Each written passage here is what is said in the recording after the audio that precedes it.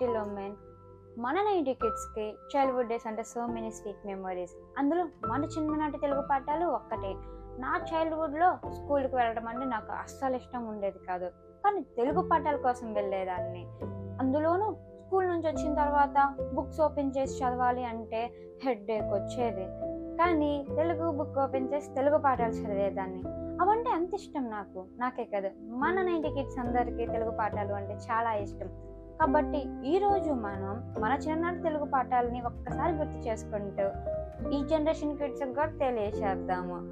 నేను ఈరోజు చెప్పబోయే పాఠం రెక్కల ఏనుగు. మీలో ఎంతమందికి ఈ పాఠం గుర్తుందండి? నేనైతే ఈ పాఠం వింటున్నప్పుడు నిజంగా నేను కూడా వింతలోకం వెళ్ళి అక్కడి నుంచి వజ్రాలు వైడూర్యాలు తెచ్చుకున్నానేమో అన్నంత ఫీల్ అయ్యాను. కాబట్టి ఈరోజు మనం ఆ పాఠాన్ని గుర్తు చేసుకుందామా? అనగనగా ఒక రాజ్యం. ఆ రాజుగారి రాజ్యంలో ఒక తోట ఉంది.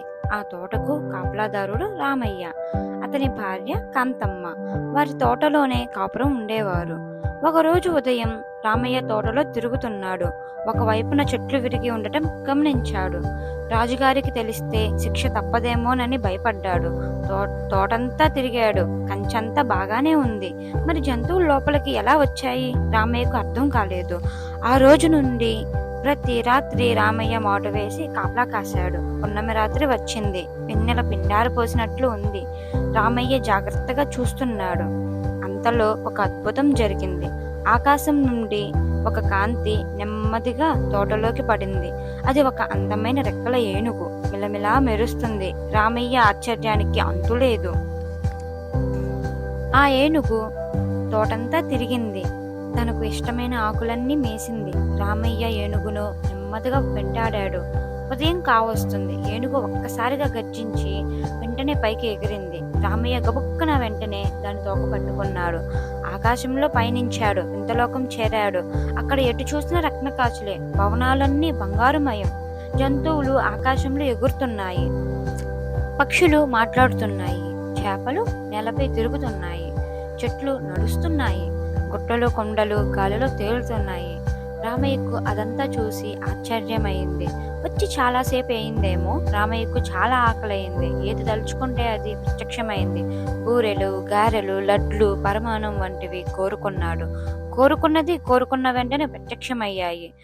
వాటిని కడుపు నిండా తిన్నాడు. బోలెడు బంగారం కావాలి అనుకున్నాడు. ఆశ్చర్యంగా వెంటనే బోలెడు బంగారం అతని దగ్గరకు వచ్చేసింది. రత్నరాశులు కావాలి అని అనుకున్నాడు. అవి కూడా వెంటనే వచ్చేశాయి. తనకు కావాల్సినవి మూట కట్టుకున్నాడు. మళ్ళీ నెల రోజులకు పున్నమి వచ్చేసింది. ఏనుగు తోక పట్టుకొని రామయ్య భూలోకం చేరాడు. ఈ వింతలన్నీ రామయ్య ఊరంతా చెప్పాడు. వింత వస్తువులన్నీ చూపాడు. కొంతమంది అతని మాటలు నమ్మలేదు. వారందరినీ వింతలోకం తీసుకుపోతా అన్నాడు. పున్నమి రోజు రాత్రి వారందరినీ తోటకు రమ్మన్నాడు. పున్నమి రోజు రానే వచ్చింది. అందరూ చూస్తుండగా రెక్కల ఏనుగు తోటలో దిగింది. తనకు కావలసిన మేత మేసింది. ఉదయం కాబోతుండగా గర్జించి పైకి ఎగిరింది. రామయ్య దాని తోక పట్టుకున్నాడు. అతని కాలిని కాంతమ్మ, ఆమె కాలిని మరొకరు, ఇలా ఒకరి కాలును పట్టుకొని మరొకరు వేలాడుతూ అందరూ ఆకాశంలో ప్రయాణించసాగారు. అయితే చివరిలో మల్లమ్మ వేలాడుతున్నది. ఆమెకు ఒక సందేహం వచ్చింది. ఓపిక పట్టుకోలేకపోయి వింతలోకంలో గుమ్మడికాయలు ఎంత పెద్దగా ఉంటాయి అని పైవాడిని అడిగింది. వాడి పైవారిని అడిగాడు.